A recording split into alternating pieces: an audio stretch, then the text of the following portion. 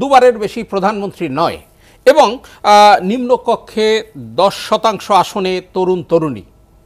আর সবচেয়ে যে বিষয়টি মানে ব্যাপক আলোচনায় রয়েছে সেটি হচ্ছে 21 বছরে প্রার্থী হওয়ার সুযোগ। বিশেষ করে 21 বছরে তো ইন্টারমিডিয়েট শেষ করে অর্থাৎ অনার্সও কমপ্লিট করা যায় না। কিভাবে দেখেন এই পুরো বিষয়গুলো? আমি ধর্মনিরপেক্ষতাবাদ নিয়ে একটু কথা বলে ফেলি যে বাংলাদেশে দেখলাম যে আপনার ওই যে জাত গেল বলে ওই যে লালনের গানের মতো আর কি, যে ধর্মনিরপেক্ষতাবাদ থাকছে না, তো এই দেশ কি হবে, এমন দেশকে চেয়েছিলাম, এরকম একটা চেতনার কথা আমরা সোশ্যাল মিডিয়াতে দেখতে পাচ্ছি। একটা বিষয় দেখেন যে ইউরোপে ধর্মনিরপেক্ষতাবাদের প্রশ্ন কেন এসছে, সেকুলারিজমের প্রশ্ন, এটা একটা খ্রিশ্চানডম ছিল। পোপের নেতৃত্বে বিভিন্ন রাজারা বিভিন্ন অঞ্চল শাসন করতেন এবং পোপ নিজেকে দাবি করতেন যে তিনি হচ্ছে দুনিয়াতে ঈশ্বরের প্রতিনিধি, আর যিনি রাজা হবেন, শাসন করবেন, তার পোপের ব্লেসিংস নিতে হবে। এই জন্য মধ্যযুগে দেখবেন যে ইউরোপের দেশগুলোতে যখন রাজা হতো, তার যে অ্যাসেনশন সেরিমনিটা হইতো, সেখানে কিন্তু আপনাকে এনথ্রোন করবার জন্য পোপকে যেতে হতো। তো পোপ যেখানে যে রাজাকে গিয়ে মুকুট পরায়া দিতেন, তাকে তখন সেই রাজা বোধ করতেন যেহেতু ঈশ্বরের প্রতিনিধি এসে আমাকে মুকুট পরিয়ে দিয়ে গেছেন, অতএব এই ভূখণ্ডের মানুষকে শাসন করা, তার থেকে ট্যাক্স আদায় করা, তার উপরে বিচার আচার করবার একটা বৈধ অধিকার আমার তৈরি হয়েছে, যেটা খোদা প্রদত্ত।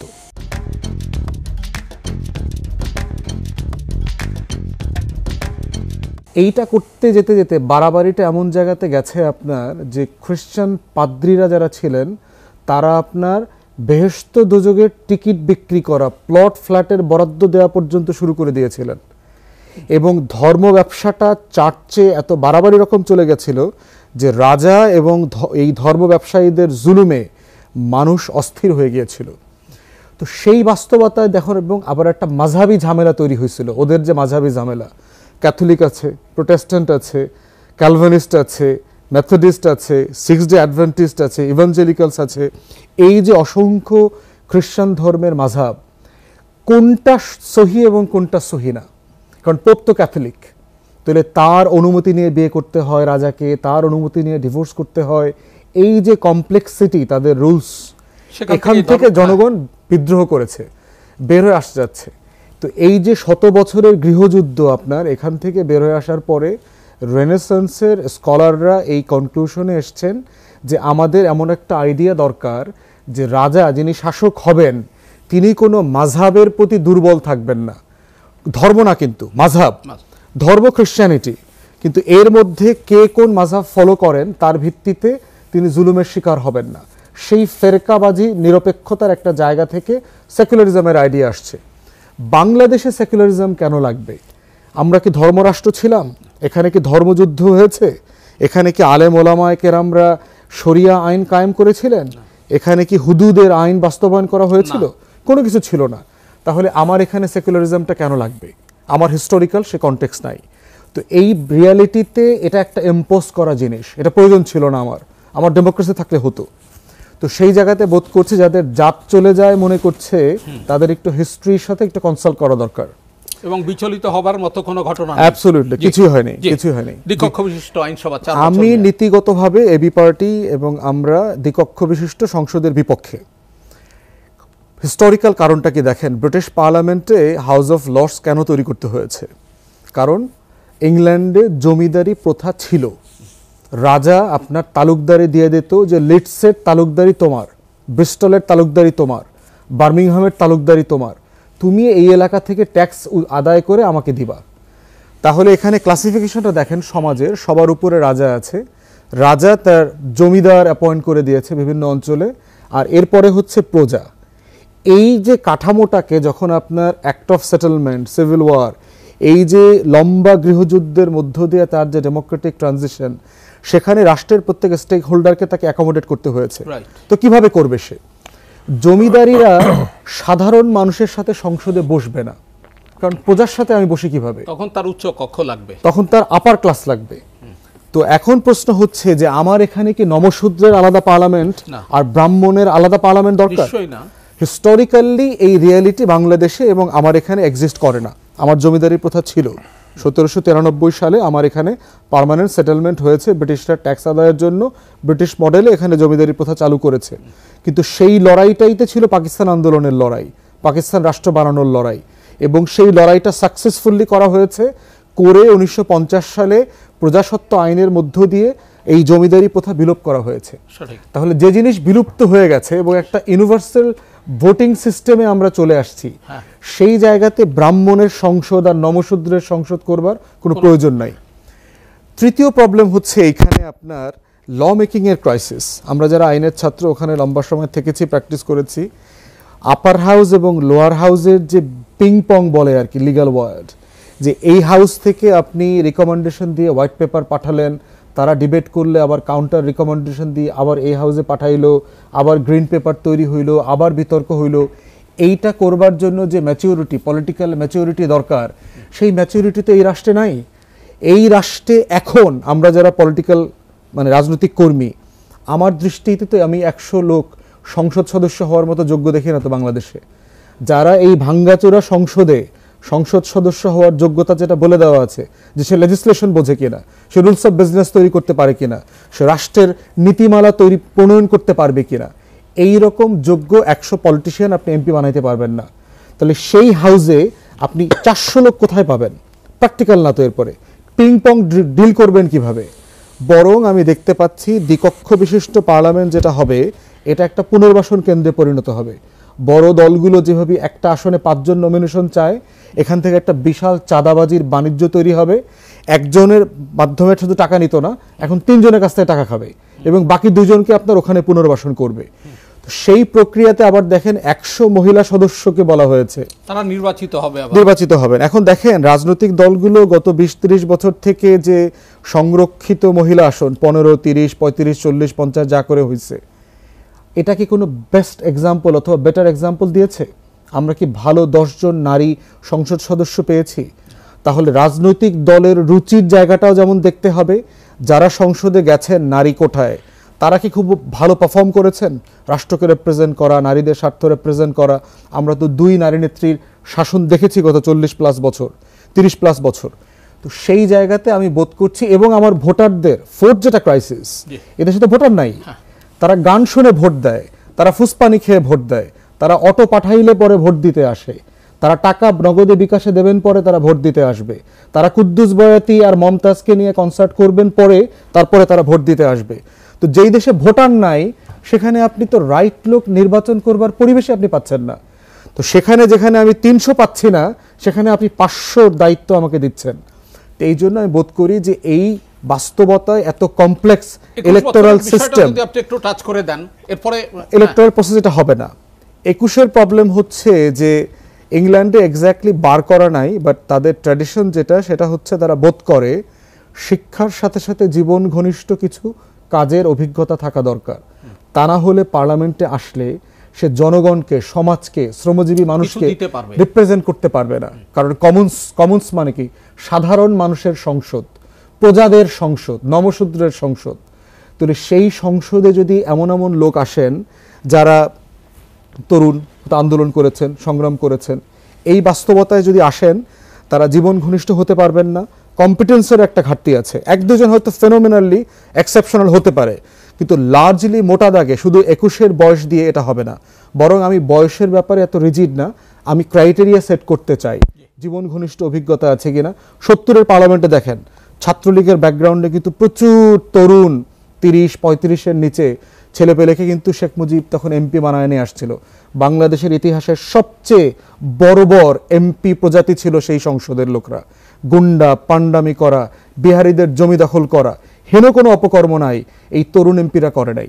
এবং বর্তমান তরুণ প্রজন্মের লোকরাও কিন্তু অনেকে এই দুর্নীতিতে, অপকর্মে জড়ায় গেছে। অতএব সেই বাস্তবতায় বয়সে না গিয়ে শর্তে যাওয়া দরকার। স্থানীয় সরকার নির্বাচন আগে করবার কথা বলা হচ্ছে এবং এরপরে জাতীয় সংসদ নির্বাচন।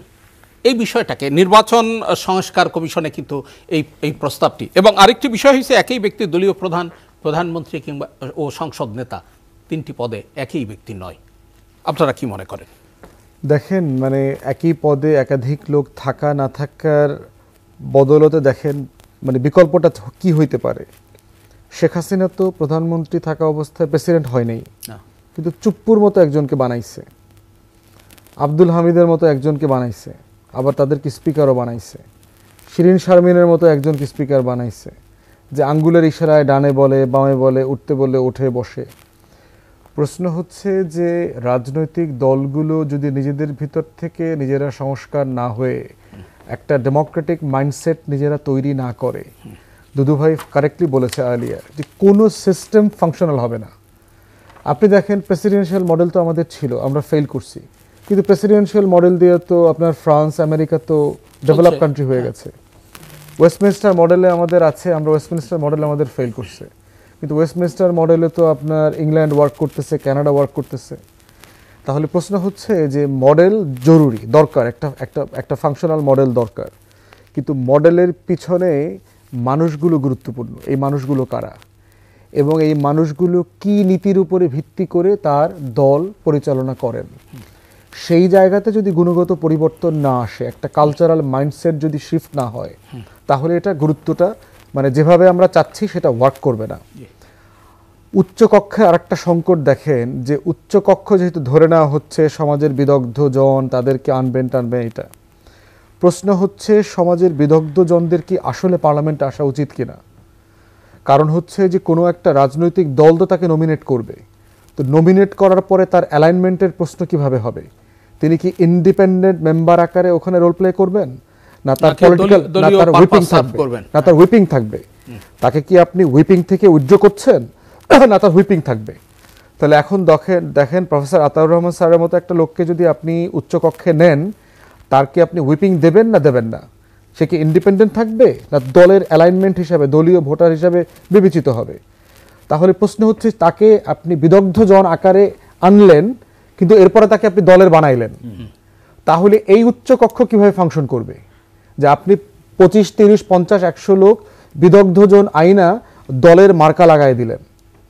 দ্বিতীয়ত হচ্ছে যেহেতু বিদগ্ধজনের প্রশ্ন আসবে, প্রত্যেকটা রাজনৈতিক দল পেশাজীবী সংগঠনগুলো থেকে তার ল্যাসপেন্সার খুঁজে বের করবে যে এই সাংবাদিক সমিতি থেকে আমার লোক নিতে হবে, এই লয়ারদের থেকে আমাকে লোক নিতে হবে, এই ডক্টরস অ্যাসোসিয়েশন থেকে আমাকে লোক নিতে হবে, এই অ্যাকাউন্টেন্টস ফোরাম থেকে আমাকে লোক নিতে হবে, ইঞ্জিনিয়ারদের থেকে লোক নিতে হবে।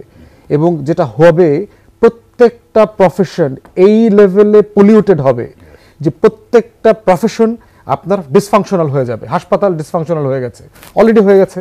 আমাদের পেশাজীবী সংগঠন থাকার কারণে কি হয়েছে, আপনি হাসপাতালগুলোতে যান, গত 16 বছরে মনে হবে আওয়ামী লীগের office, Mujib corner, Sheikh Hasina corner, Russel corner, অমুকের সালাম নিন, তমুকের ভোট দেন, শ্রমিক সংগঠন, টোটালটা মিলে একটা পলিউটেড ক্রাইসিস তৈরি করবে।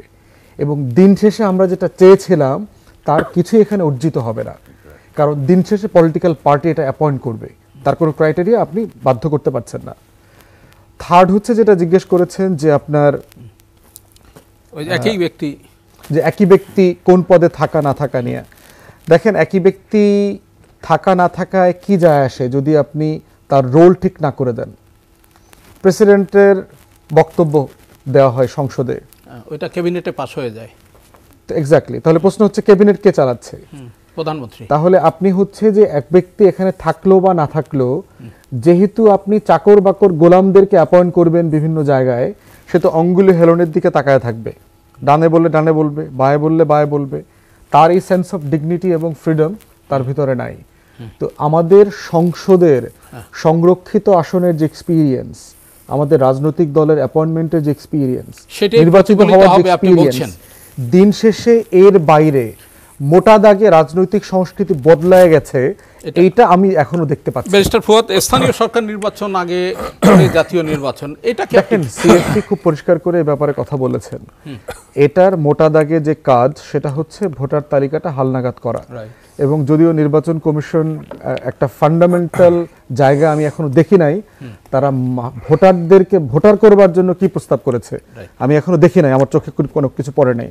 জাহিদ ভাইকে পার্সোনালি এই বিষয়ে আমি কথা বলেছি যে ভোটার তালিকা তো হালনাগাদ করতে হবে, 12 কোটি 10 লাখ ভোটার, হিউজ ব্যাপার।